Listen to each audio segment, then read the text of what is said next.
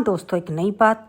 क्या आप इस बारे में जानते हैं कि सूफी दरगाहों पर जो बसंत का त्यौहार है उसे सूफी बसंत के नाम से एक अलग ही ढंग से मनाया जाता है और सबसे बड़ा पूरे दिन का उत्सव हजरत निजामुद्दीन औलिया की दरगाह पर मनाया जाता है, जिन्हें अक्सर महबूब इलाही यानी कि भगवान का प्रिय कहा जाता है और जिनको सबसे महान सूफी संत की मान्यता प्राप्त है। ऐसा माना जाता है कि वहाँ पर यानी कि मुसलमानों में बसंत उत्सव की शुरुआत निजामुद्दीन औलिया ने की थी। अमीर खुसरो अपने आध्यात्मिक गुरु से जब मिलने जा रहे थे तब उन्होंने सरसों के खेतों में पीले रंग के फूल खिलते हुए देखे। लोगों को भी पीले रंग के कपड़े पहने हुए देखा, जैसे कि औरतों ने पीले रंग की साड़ी सूट पहने हुए थे, पुरुषों ने पीली पगड़ी बांधी हुई थी। तो यूं तो बसंत पंचमी पर्व माँ सरस्वती की भक्ति और आराधना के लिए जाना जाता है, लेकिन ये दिन कलयुग अवतारी खाटू श्याम जी के भक्तों के लिए बेहद खास है। बाबा श्याम के भक्तों को पूरे साल इस तिथि से इंतजार रहता है। क्यों, जाने कि हम आज की वीडियो में। तो स्वागत है आप सबका कलयुग के चमत्कार संतों की वाणी में। हिंदू पंचांग के अनुसार हर साल माघ मास के शुक्ल पक्ष की पंचमी तिथि को बसंत पंचमी पर्व मनाया जाता है।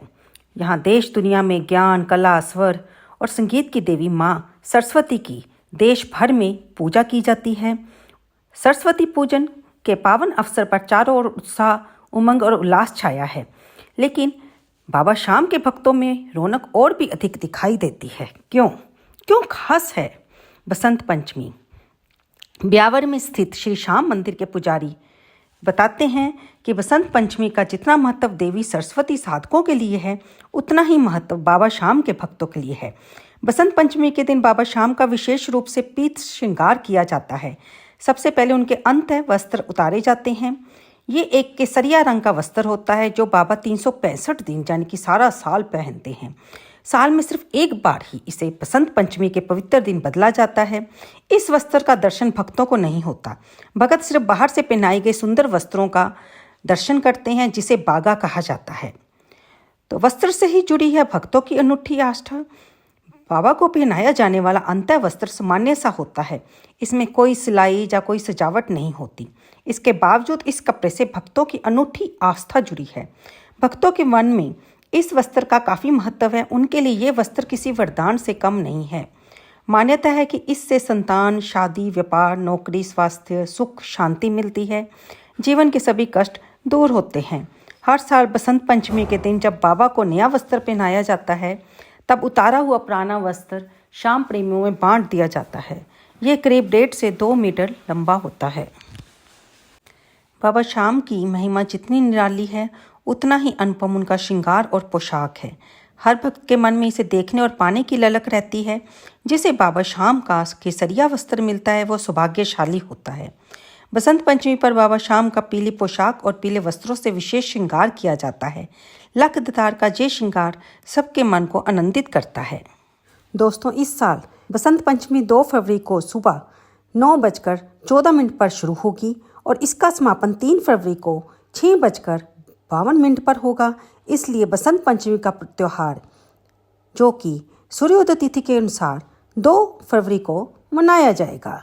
मान्यता कि माघ मास की शुक्ल पक्ष की पंचमी तिथि को माँ सरस्वती ब्रह्मा जी के मुख से प्रकट हुई थी, इसलिए इसको बसंत पंचमी के पर्व के रूप में इस दिन माता सरस्वती का जन्मोत्सव भी मनाया जाता है, जिसे कि हम प्रागट्य उत्सव कहते हैं। इस दिन स्पेशल प्रसाद के रूप में आप पीले रंग के प्रसाद का भोग माता सरस्वती को चढ़ा सकते हैं। जो बच्चे शिक्षा में कमजोर हैं या मंद बुद्धि हैं, वे इस दिन माँ सरस्वती की पूजा अवश्य करें।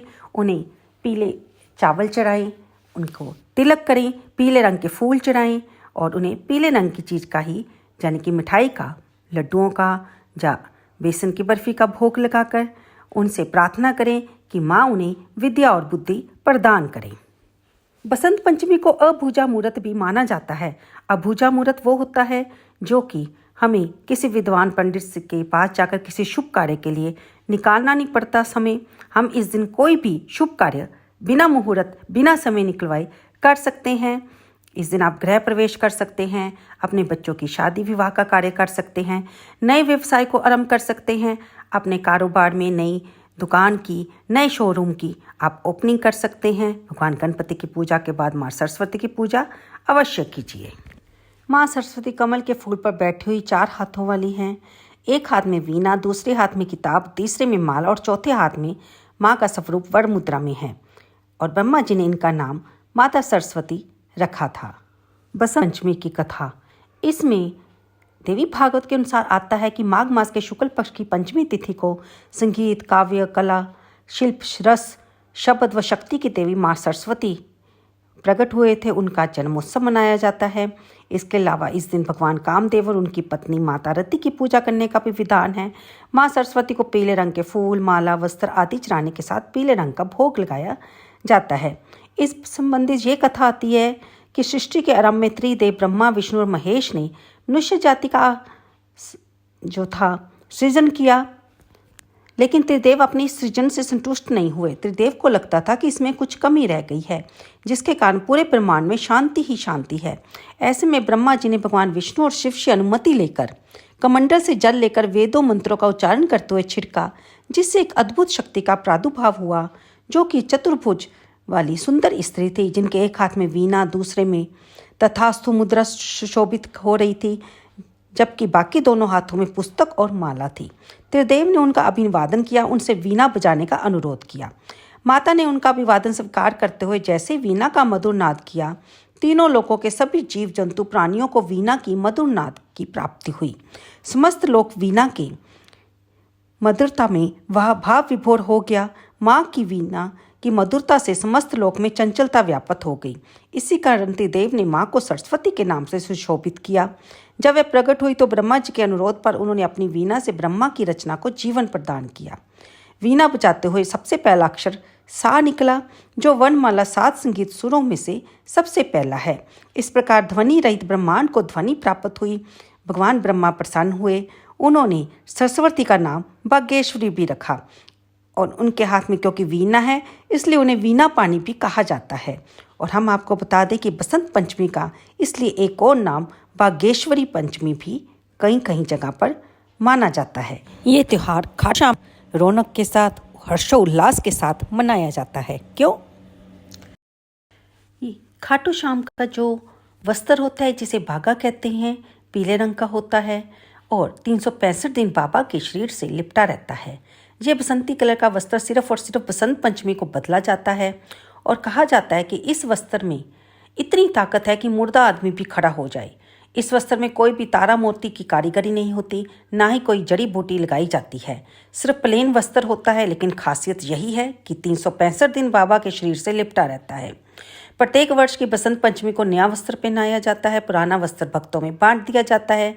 अगर कोई व्यक्ति बीमार है, किसी को परेशानी है, कोई मरने की कगार पर है, तो अगर उस पर गले पे, उसके हाथों में ये वस्त्र बांध दिया जाए तो वह हर बीमारी को दूर कर वह व्यक्ति तंदुरुस्त हो जाता है।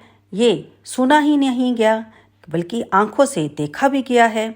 इसलिए अगर किसी प्रेमी को चाहिए कि बसंत पंचमी के दिन खाटू श्याम में ये वस्त्र उसे, तो वह वहाँ जाकर इसे ले सकता है, क्योंकि ये छोटा सा टुकड़ा बड़े बड़े काम बनाता है। तो दोस्तों, ये सारी जानकारी थी बसंत पंचमी के, यानी कि आज रविवार के दिन 2 फरवरी की कुछ खास बातों को लेकर। माँ सरस्वती की पूजा कीजिए, गणेश वंदना कीजिए।